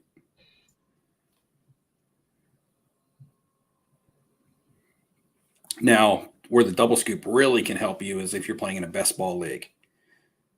Best ball leagues, the double scoop is a lot more valuable than a regular redraft league. You almost have to draft for the hookup in best ball leagues. Yeah. If you want any chance, especially if you're playing in like a tournament. All right, boys, that's a wrap. Locked in. Next year, Steve, will this be the Fanatics Fest fantasy draft league giveaway? I don't know. We have to cross that bridge when we get there. It's like, who knows if the giveaway's even still going, right? I guess it would depend on where you want to go. Yeah, I don't know from one year to the next. like, I don't even know where I want to go this year, to be honest. I've been to 2 Chicago Nationals, and the Chicago National would be awesome, but what if there was a Fanatics Fest that I thought would be better? Now, judging like when we had our live stream the other night, like what I saw online or on social media about Fanatics Fest, to me, still makes me feel like I would rather attend the National. But that's because the stuff that I was seeing going on at Fanatics Fest was just not my cup of tea. But that's just personally me. And that's just what I was seeing on social media. I wasn't actually there to witness the entirety of it. So I don't know. So based on what you saw, what would change your mind to go to a Fanatics Fest over the National? What would they need to add to entice Steve to choose the Fanatics Fest over the National? To me, to and I may be completely wrong. I'm just going by what I saw mostly on Instagram.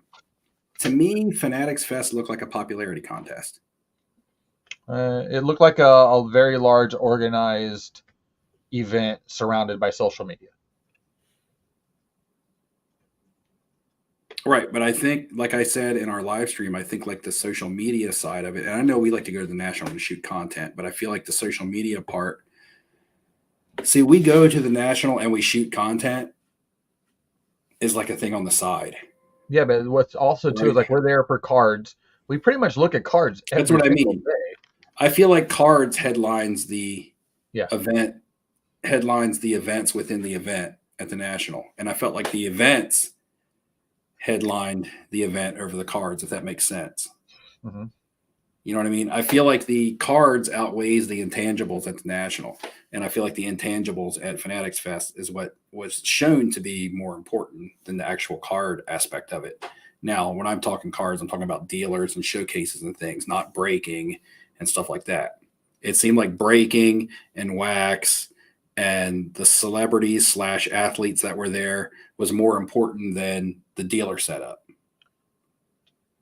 And the other way around, the National, I feel like the dealer setup is more important than the athletes that are signing and things like that.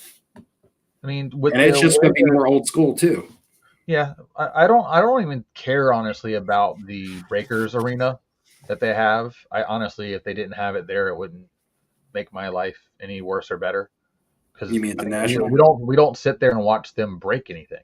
You're talking about the National? At the National, yeah. Yeah, but I feel like most of this. But I feel like most of the stuff that was pumped up coming out of Fanatics Fest was the breaking aspect of it. They just want to pump Fanatics Live. They didn't have like a. Well, I mean, regardless of what their motive is, I'm just telling you. Okay, the motive may be yes, they want to pump Fanatics Live. Okay, regardless of the motive, I'm telling you what it seemed like was coming out of it, regardless of what their reasoning was behind doing it.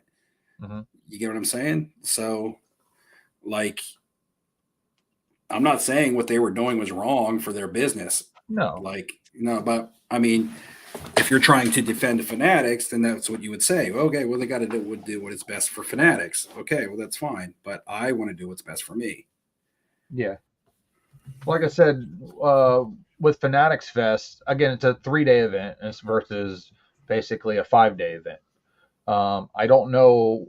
Part of also what goes on at the National is the after hours events and shows and parties or what events we go to.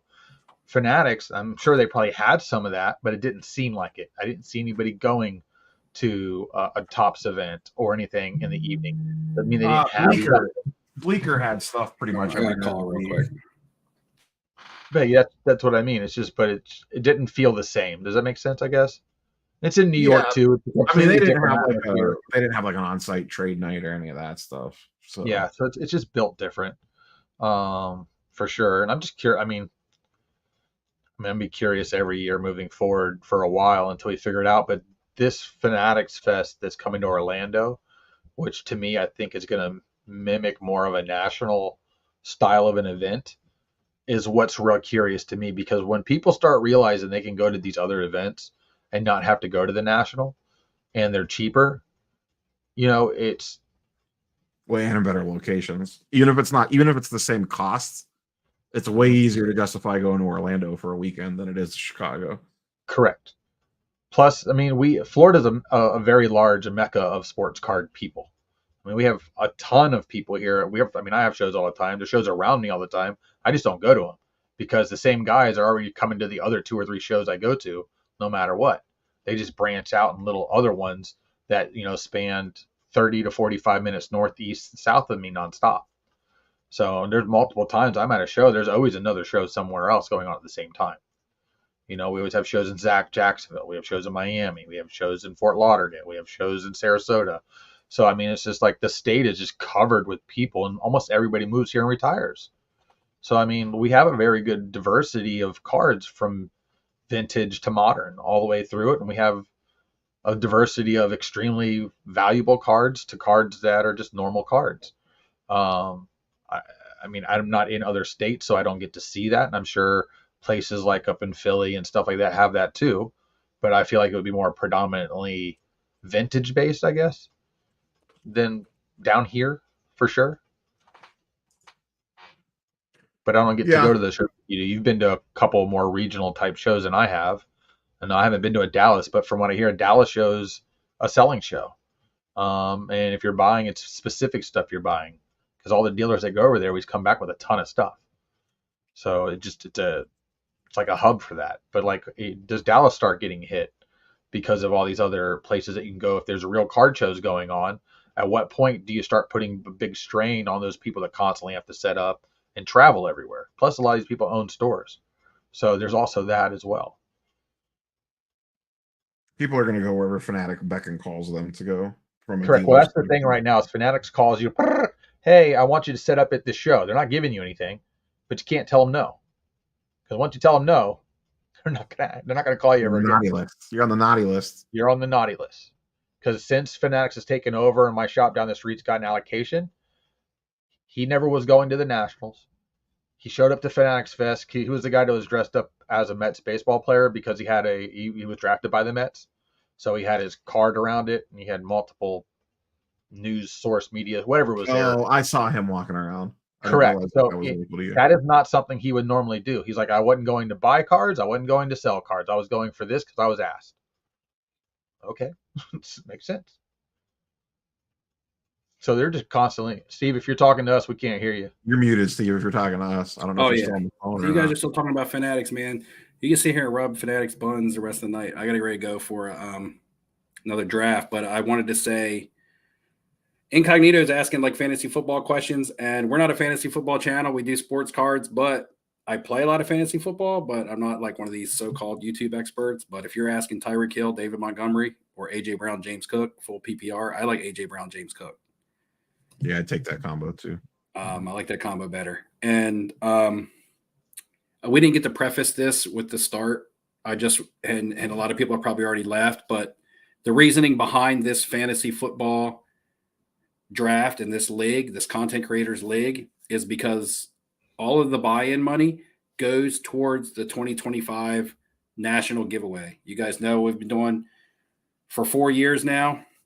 For the first 3 years, I did it on my own. I sent somebody to the national every year from the YouTube channel. Last year, we started this fantasy football league, and it was successful in raising the funds to pay for the accommodations for the person who wins the giveaway. And again, we have some repeaters in the league again this year. All 3 of us were in the league last year. We run down the people who are in the league just so I can give them their shout out for participating and their donation.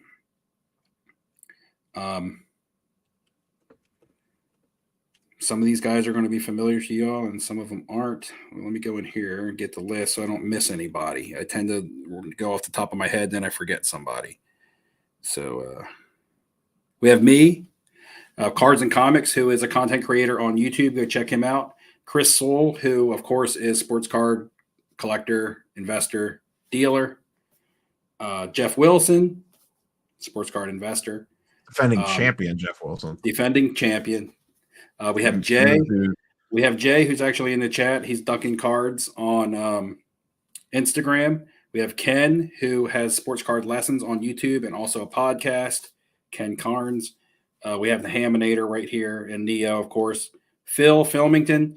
You'll see him on his channel, his Rookie Explosion. You'll see him on Spitball and Cards with Scotty B and some others. So check him out. Representing the vloggers this year, we have Roth Cards. He's new to the league. Sheesh took time off of his busy schedule, traveling and doing cards to join the league and the cause. We have Dustin, the sports card dad, who is sleepless in Seattle right now, and he's just kind of here. He's the easy money person in the league, so he's kind of like the easy win. You got to give him a lot of help for not getting on when I know. you got on And from then, another country.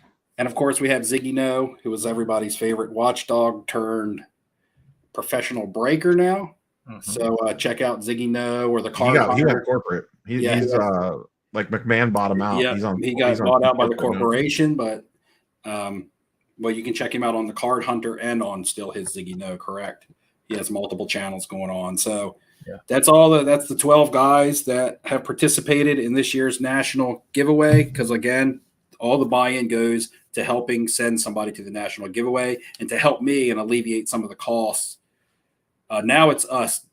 You know, the giveaway is still on my channel, but I have help now. It's not just me. It was my idea, but hey, that's all I wanted to do was start with an idea and get some other people to come along.